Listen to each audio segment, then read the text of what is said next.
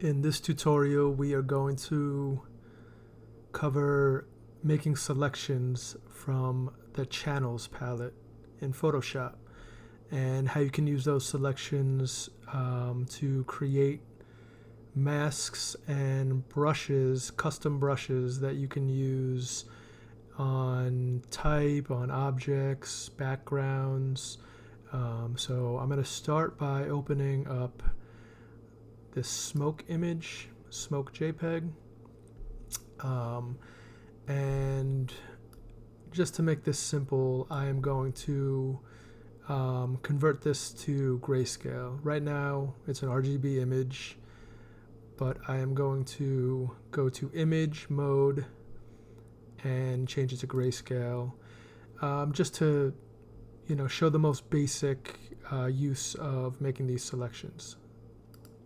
So if you want to select something that has a lot of complexity like smoke, there's different ways to do it, but I find one of the most accurate ways to do it is using the channels. And this works mostly when you have a high contrast image like this.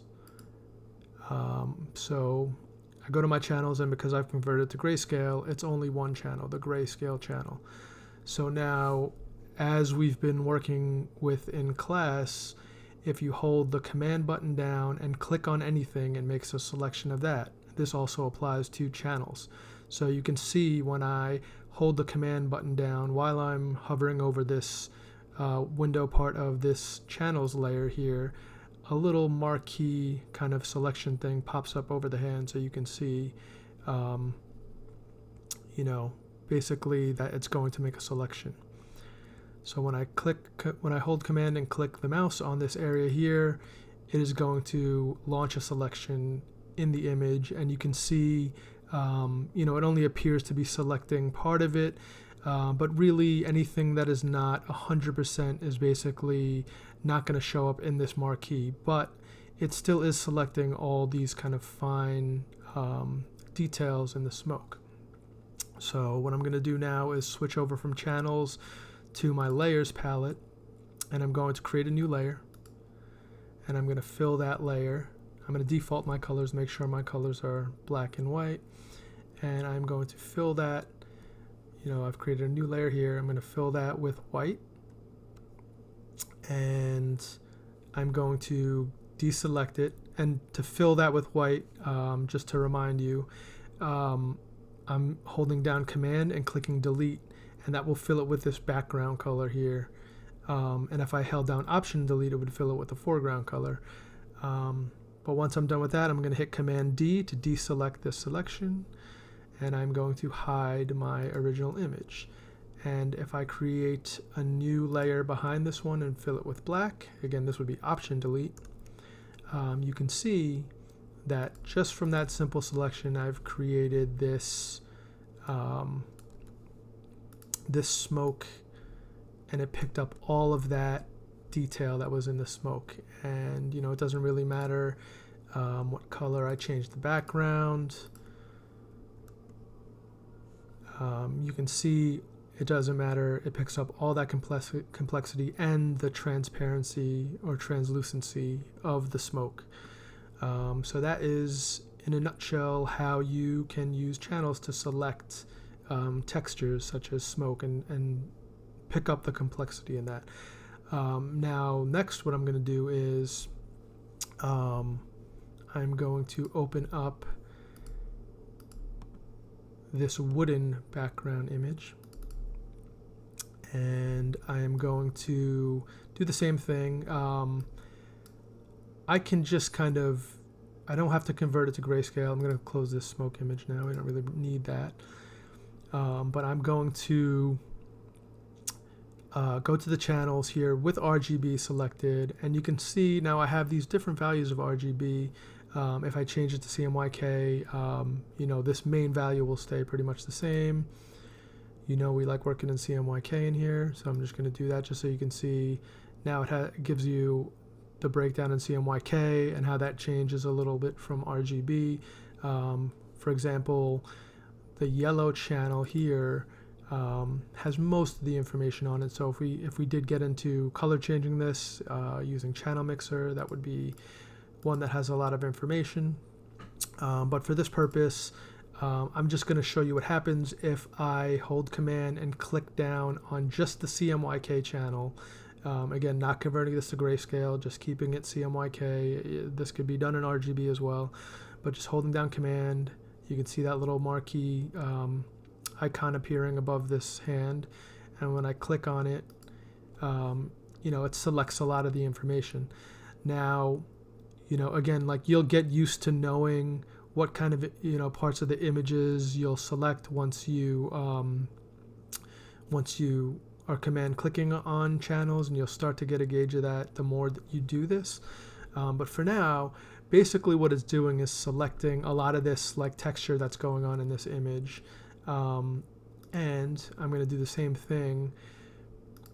I'm going to create a new layer. I'm going to hide the background one, and I am going to, right now I'm going to go back to default black and white, and I'm going to fill this with black. And what should happen is it's going to kind of fill all the like negative areas of this wood texture in. So it'll almost look like a negative, like a photo negative of that wood texture. So you can see here, and again, because I've used black to fill that in, I'm going to create a layer below it and just fill that layer with white, just so you can see the real contrast of that selection. So now I have this information on this layer that has the wood grain, and if I hold Command and select that again, basically it will just give me all that information reloaded again. So if I want to hide this layer, create a new layer, say, and fill it with red, I can do that. Option delete, because red is my foreground color, and you can see it's the same amount of information, just in that different color. But what I'm going to do now is I'm going to select it, and I'm going to make the selection again, command clicking on this window part of the layer. I'm going to hide that. I'm going to create a new layer again, and this time what I'm going to do is I'm going to invert the selection, so we fill in what was the positive values from the original image. So to invert the selection, you may remember, is Command, Shift, and I. And then all that's doing is basically selecting literally the opposite of everything we just had selected. So I'm going to default my colors with the quick key D, and then I'm going to Option delete, and you can see it fills in the opposite. Now I'm going to just show you a side by side here. Now anytime you have a window in Photoshop, if you want to duplicate the current state of that window, you can go into your history palette, and at the bottom there's this little plus page icon here, and when you do that, it's going to duplicate the file exactly at the last state that you were in. So basically everything that's current in that file will be duplicated in a separate file.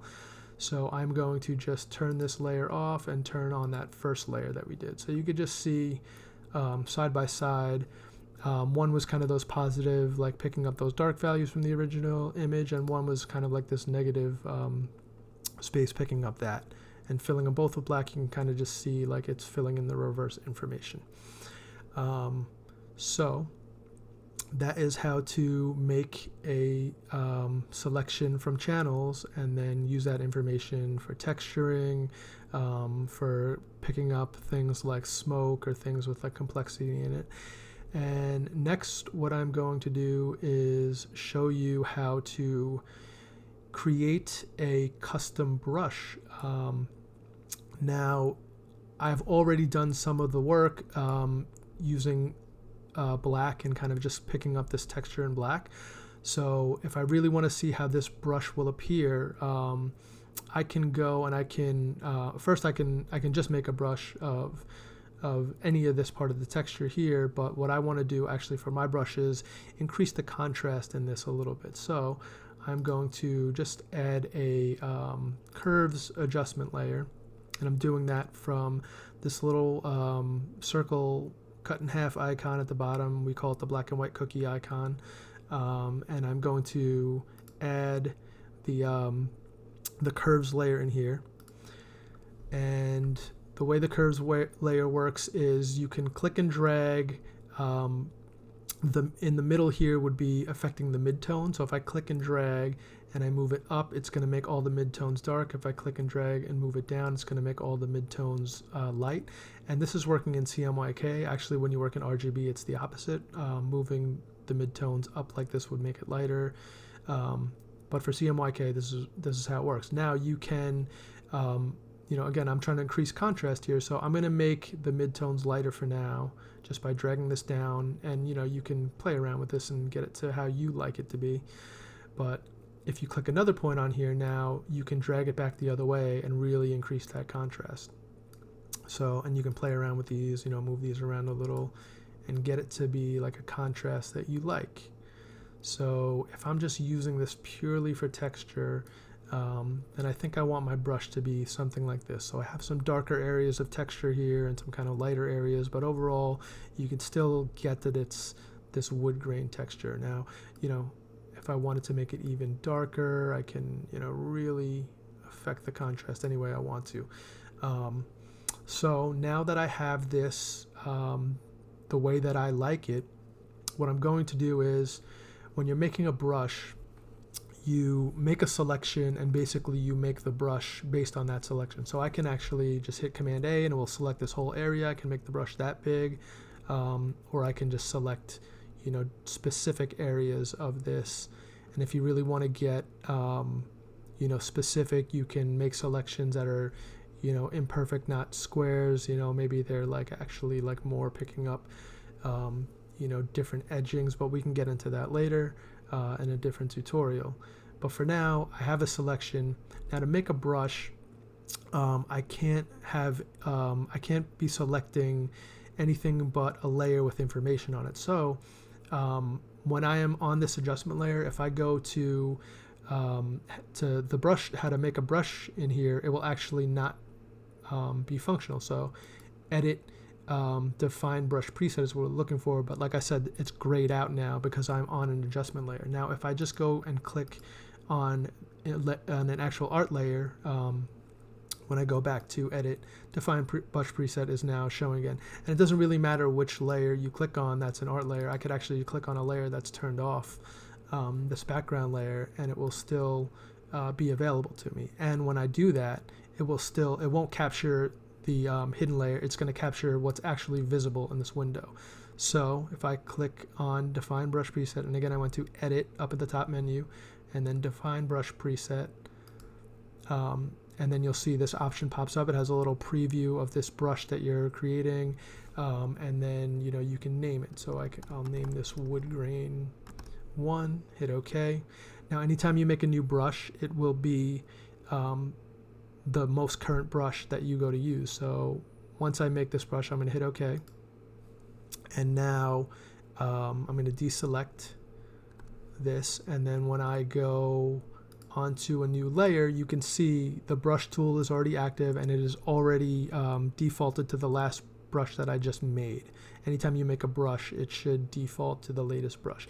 But as you know, when you bring up your brush palette, and a quick way to do that is anywhere within your art space here, if you hold down Command, you can see I get my little Control rather. If you hold down Control, I get my little right click menu, or you can also right click, and then it will bring up this brush menu, and you may have it previewing differently with more thumbnails, where you can see the texture of the brush like this. But I have mine in this mode to kind of see how it works when you're brushing it along a path. But you can see anyway, the most recent brush is the one we just created, wood grain 1. So I hit escape, and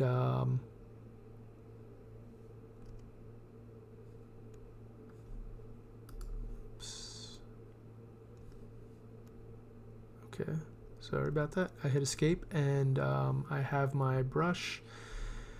And now I am going to just make a new layer and fill it with white, just so you can see.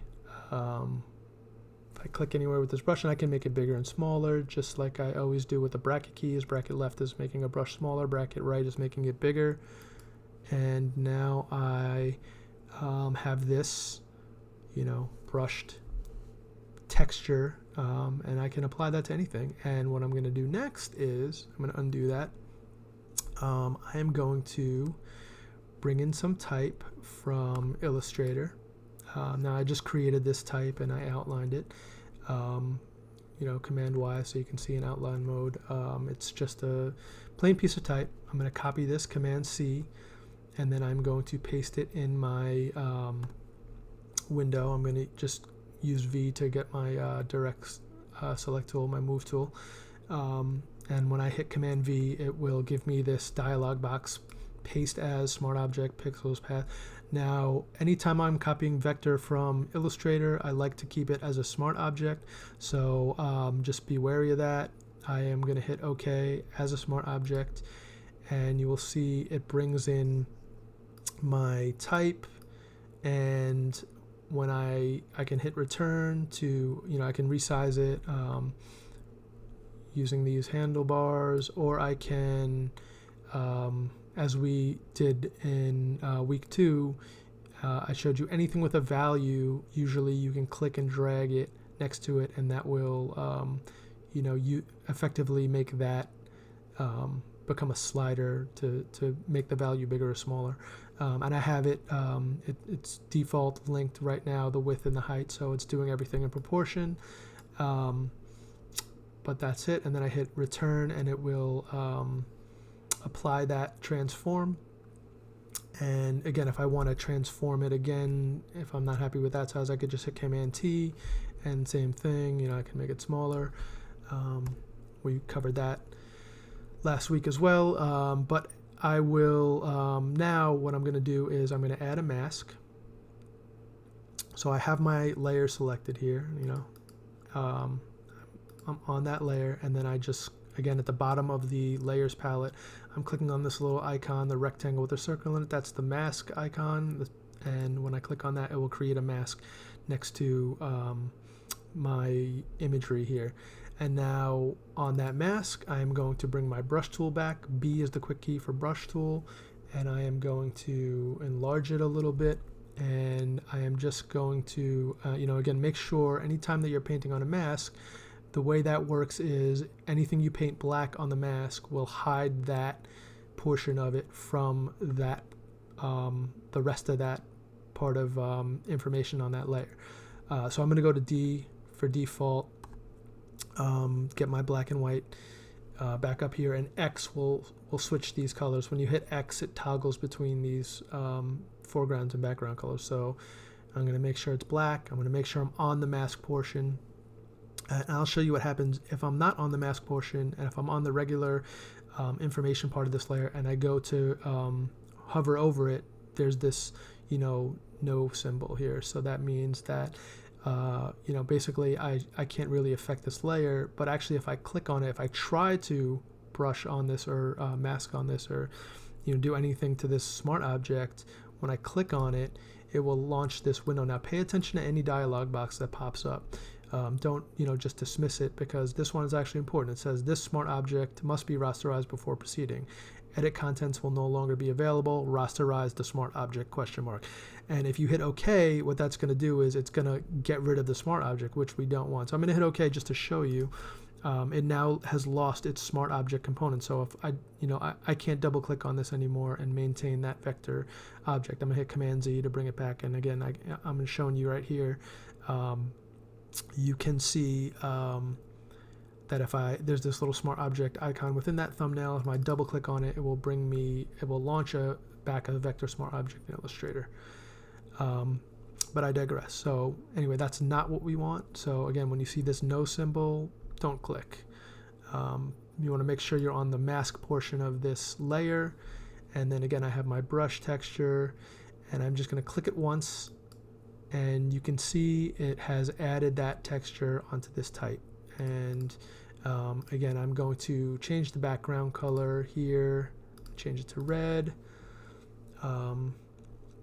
Option delete will fill that background, and you can see, basically it has, created this texture, and anything that goes behind it is transparent.